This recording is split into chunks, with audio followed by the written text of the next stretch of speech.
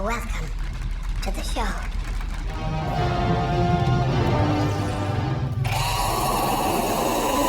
A man is running through a dark forest in Ireland. He seems frightened despite constantly encountering signs with the words point of no return and various numbers, indicating either directions or distances to something. However, he fails to escape. Darkness quickly envelops the surroundings, a flock of birds flies overhead, and he falls into a pit. In the next moment, an invisible force grabs him and drags him away. Elsewhere in the country lives an artist named Minna who works in a pet store. One day, her boss asks her to deliver a rare parrot to a zoo in a neighboring city, and Minna agrees. She takes the bird home for the night. There, she tells the parrot that her mother died 15 years ago. Suddenly, the bird starts to respond. In the evening, Minna puts on a wig and goes to a bar where she introduces herself to a guy with a fictitious name, claiming to be a ballerina. In the morning, Minna apologizes to the parrot for her behavior, saying the real her would probably not be liked. Finally, the pair set off on their journey. On the way, her sister Lucy calls, reminding her that she has family and nieces who love and await her. Minna continues driving and eventually ends up on a road leading into an old dark forest. Unexpectedly, the car breaks down and stalls, and the connection also mysteriously cuts off. Taking the parrot's cage, Minna steps onto the road to seek help, but the forest is dark and empty. When she returns to where she left the car, the road is deserted. Minna continues to wander through the quickly darkening area, talking to the bird to keep herself cheerful and suggesting they name it Darwin. Suddenly, she notices a woman running past and decides to follow her. Minna catches up with her near a small forest cabin, and the woman, opening the door, orders her to come inside quickly if she wants to live. Naturally, Minna rushes into the cabin. The elderly woman is named Madeline. She has been living here for some time with two other young people, Ciara and Daniel. She immediately orders Minna to stand in front of a mirror because the watchers cannot enter inside but observe from outside, coming every night after sunset. Standing by the mirror, Minna suddenly hears sounds like applause. Madeline confirms her suspicions. The watchers are applauding the appearance of a new object. In the morning, Minna announces that she intends to leave. Although the others assure her it's impossible, she heads into the forest. Madeline catches up with her, explaining that the forest causes hallucinations, but it is possible to survive here. The signs scattered throughout the forest mark the boundary from which a person can reach the cabin before dark. But if you go beyond the boundary, there will be no way back. They were made by a man named the Professor, but where he is now, no one knows. That night, Daniel puts on a show for the watchers, presenting them with the newcomer, but they ask her to behave as usual. Meanwhile, Ciara turns on the music and dances, as she does every evening. Minna, on the other hand, finds discs with recordings of Love Search TV shows. In the morning, she and Ciara go to gather medicinal herbs because her missing husband asked the girl to take care of Daniel. Then the man went to search for a way out and disappeared.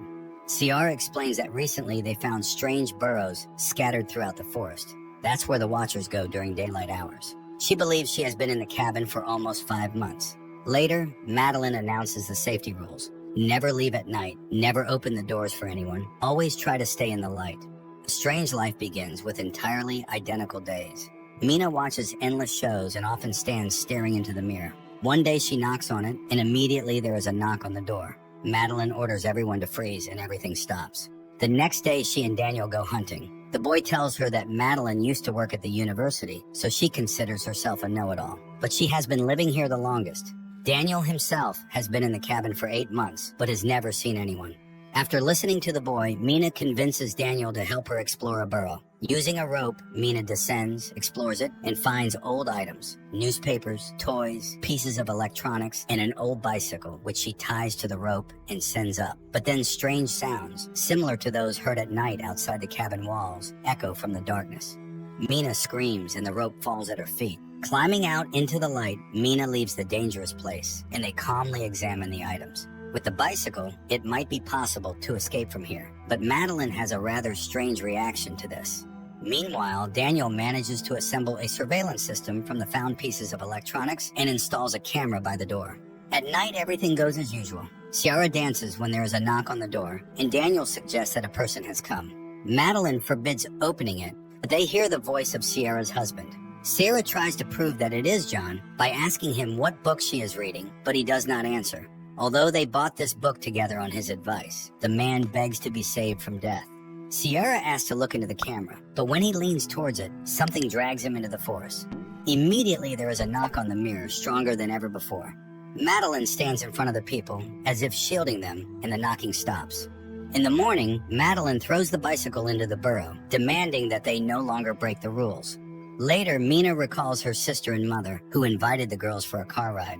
The weather was beautiful, and Mina opened the window. Her mother asked her to close it because the wind was bothering her, but Mina didn't listen, mimicking her mother, who got distracted from the road, and the tragedy happened, for which Mina still feels guilty.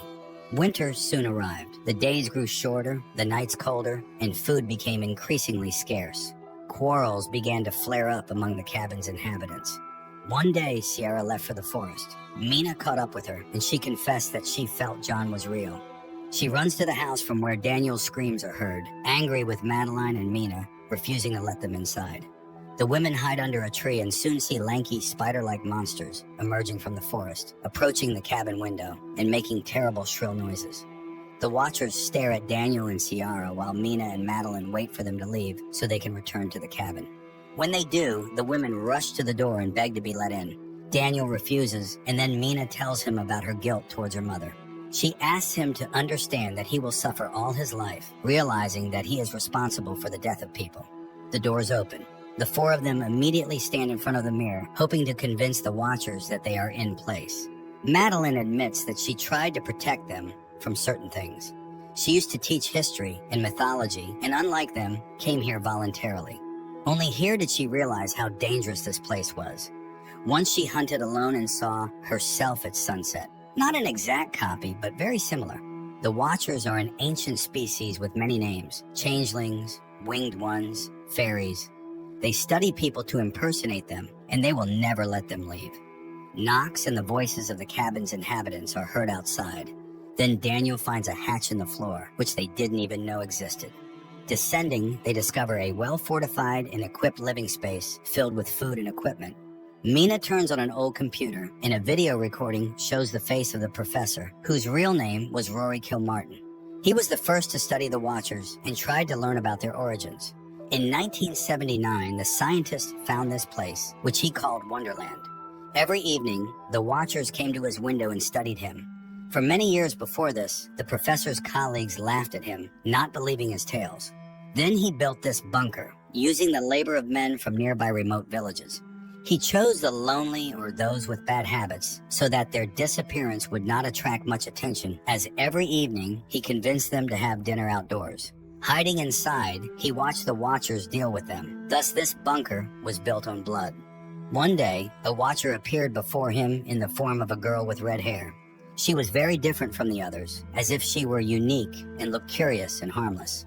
That's when he realized that if he unlocked the secrets of the fairies, he might even conquer death. He did the impossible, lured this girl into a cage and began experiments on communication, trying to befriend her. She changed form, sometimes turning into a frightening creature with long arms, but seemed to listen to him. Gradually, she became close and understandable to him, but now the professor realized he had achieved nothing significant and was ready to end his life. He hid a boat by the river, and this is the only way out. Just follow the birds. He asked the survivor to go to his university office and destroy all the documents found there. And now he will go to her and stay here forever. In the last recording, they see Kilmartin climbing up. Gunshots are heard, and then all is quiet. Realizing that this is their last night in the forest, Sierra turns on the music and invites Daniel to dance, but he seems upset about leaving. He says his family is dysfunctional, and he has nowhere to return to. Then the girl offers to let him stay with her for a while until they find him a good occupation and place to live, as they have become good friends. In the morning, the group sets out to escape, guided by the signs and Mina's parrot, whom she asked to lead them. Soon they reach a massive stone disc in the ground, covering the entrance to a huge tunnel. Madeline explains that this is where the last representatives of the ancient fairy race were locked up, who were once very friendly with humans. After many centuries, they managed to surface, but now the friendship has turned into hatred. They stay here because they are held by magic, so they need to run far away. They walk all day, dusk falls, but there is no river or boat in sight. It starts raining and they fall into despair when they see huge flocks of birds flying in one direction. They run after them and reach the river. The women rush to the boat when Daniel hears screams behind him and sees John. He returns for him, rejoicing that the man survived, but it turns out to be a changeling. The women scream, begging Daniel to run, but he doesn't hear and dies at the hands of the Watcher, who then takes on his form while Madeline, Mina, and Ciara sail down the river. The women wake up in the boat and see that they have returned to civilization. They stop a bus and ride to the city, listening to music and only now realizing that it's over. Later, Mina goes to the university where Kilmartin worked, posing as his niece to enter his office and fulfill his last request. There, she finds more documents, photos, and a recording in which he discusses the fairies and the fact that there are still half-blood children in the world. Mina finds a stack of photos and, looking at them, seems very surprised. In the evening, Mina goes to Ciara's house, showing a photo of Madeline from the professor's belongings, explaining that it is his wife who died several years ago. So the Madeline they lived with in the cabin was a special fairy capable of moving during the day. It was she whom Kilmartin caught.